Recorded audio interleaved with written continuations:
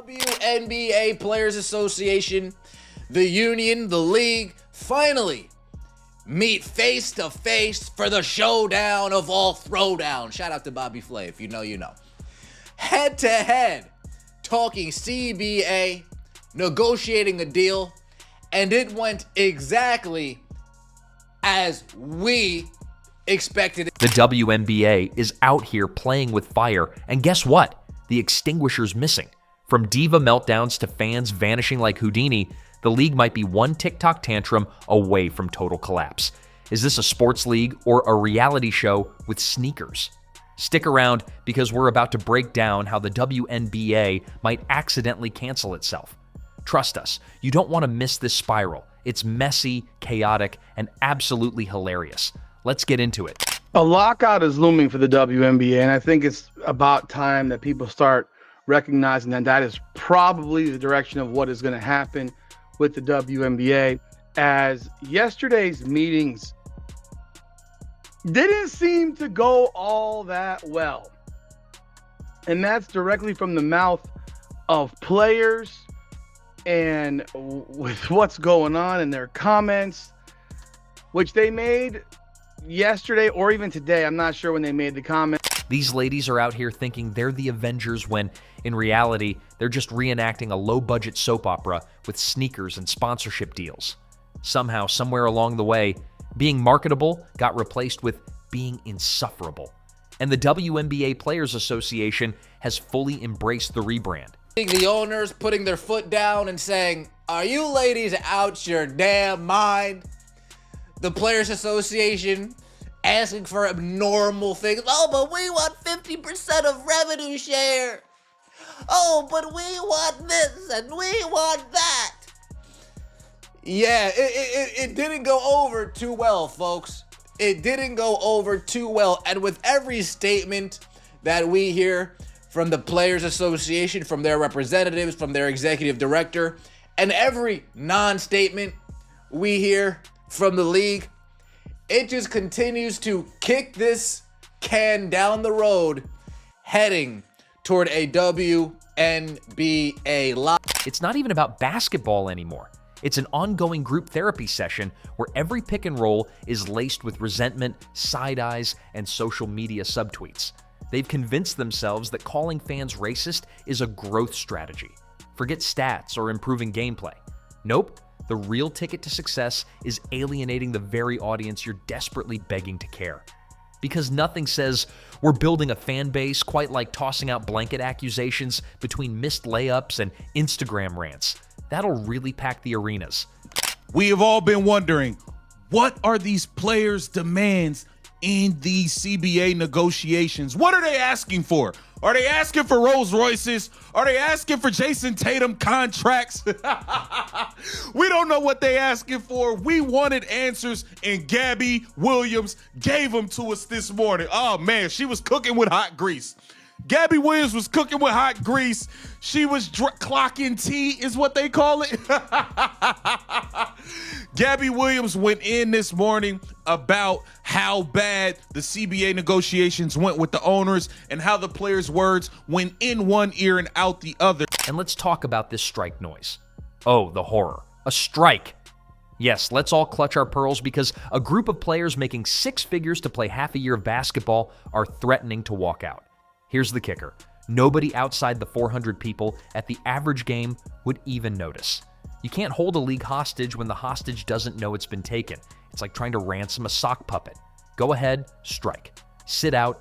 The league might actually gain fans from the silence.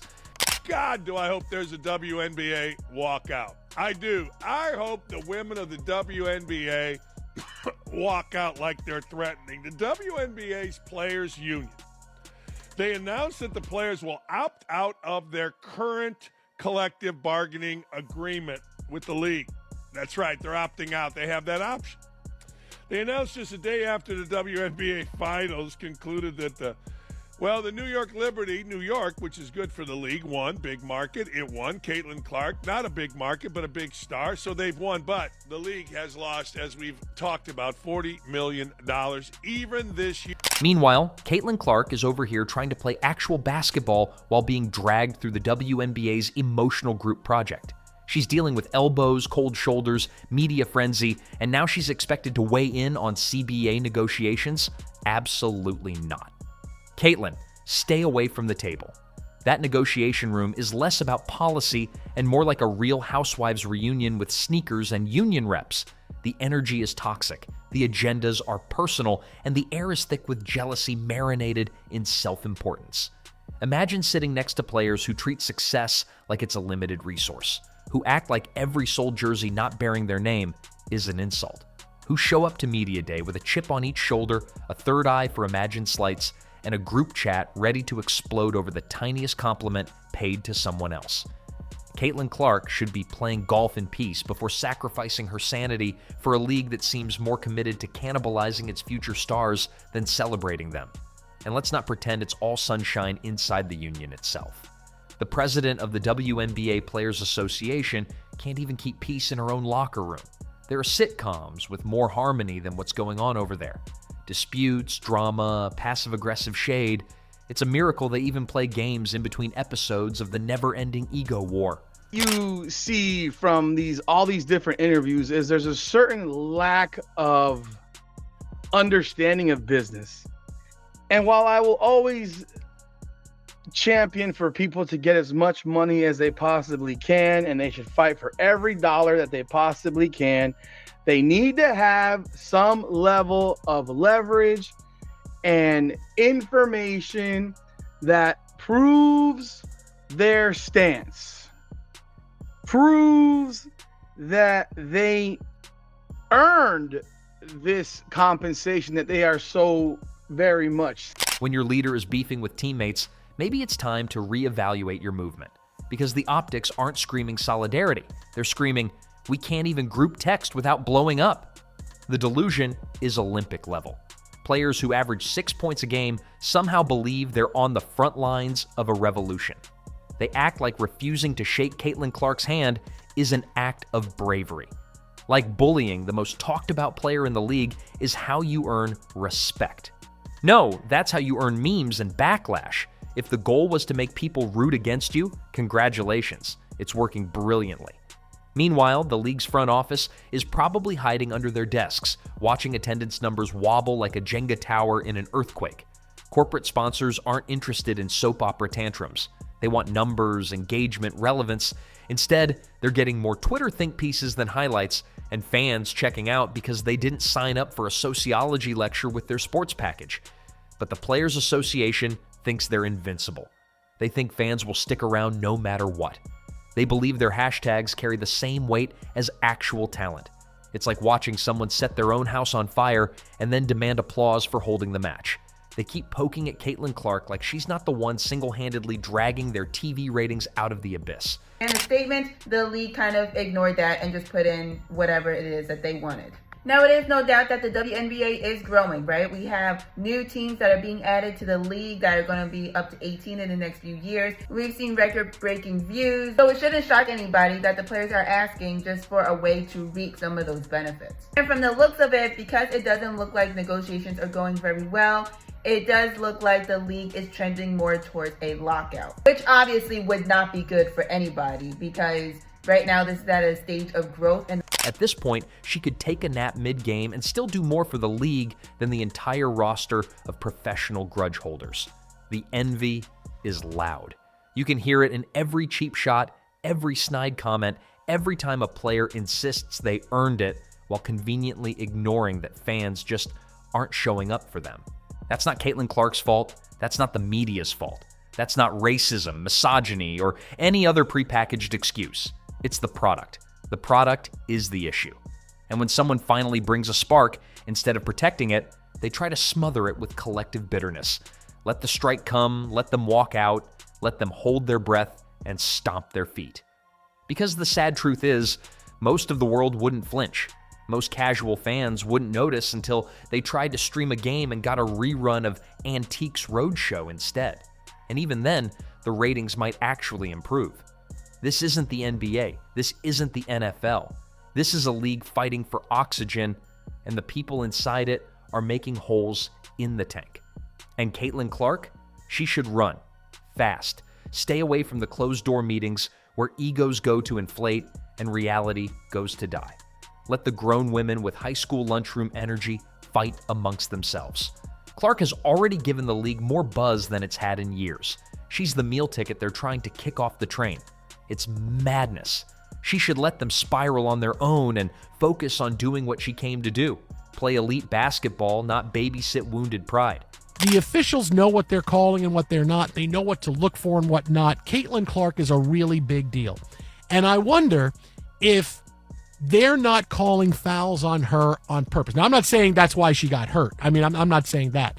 But I wonder, just watching these games, are they not calling fouls where she gets hit on purpose because the backlash and what could happen, the optics of, Caitlyn Clark getting all these foul calls, getting superstar foul calls, what that would do to the WNBA conversation and attention to the game. What makes this whole thing even more absurd is the way players talk like they're holding the cards.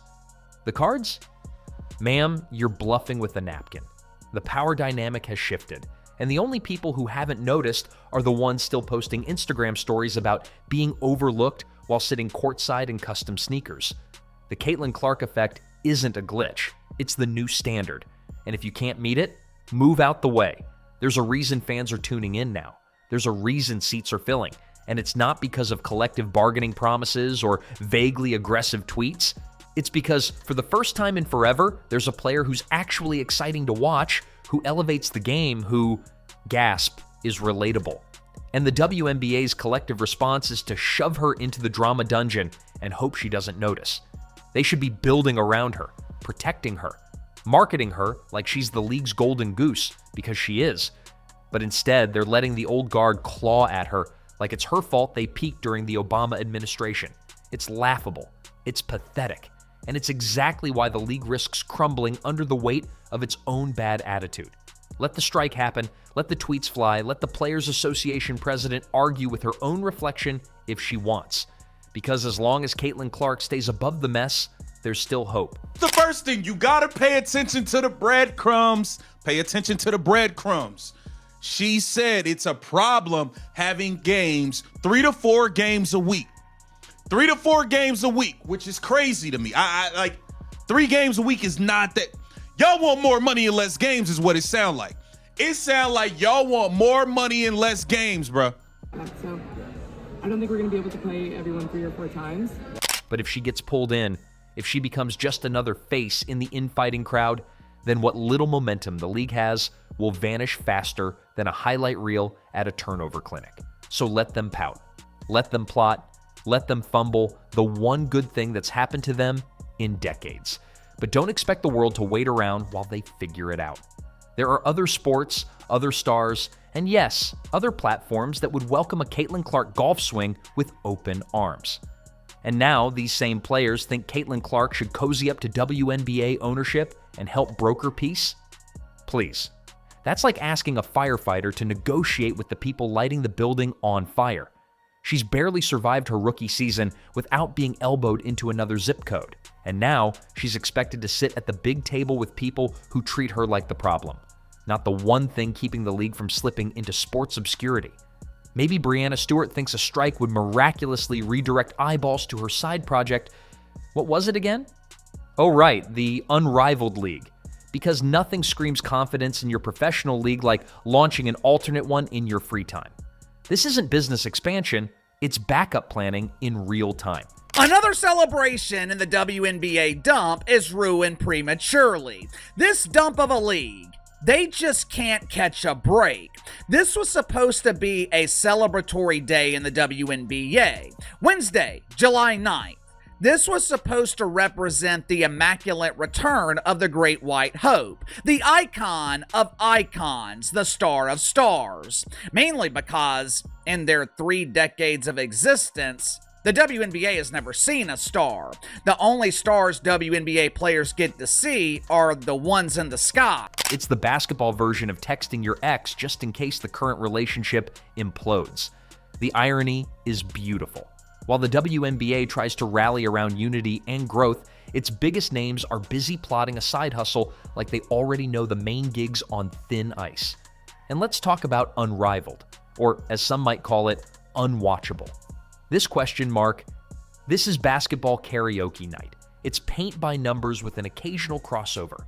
And the sad truth is, unless Caitlyn Clark is playing, nobody's setting a reminder for it. Unrivaled feels like the WNBA's version of those Hollywood spin-offs nobody asked for, like turning a side character into the lead without realizing why people showed up in the first place. They're hoping a tighter court and fewer players will somehow hide the fact that the overall talent pool is, well, shallow. Highlight reels of missed layups and one-dribble pull-ups aren't exactly setting the internet on fire. Meanwhile, 5-on-5 WNBA play is already struggling to keep fans engaged. The only thing people are tuning in for these days is Caitlyn Clark. And even then, it's partly just to see whether she survives the next accidental shoulder check.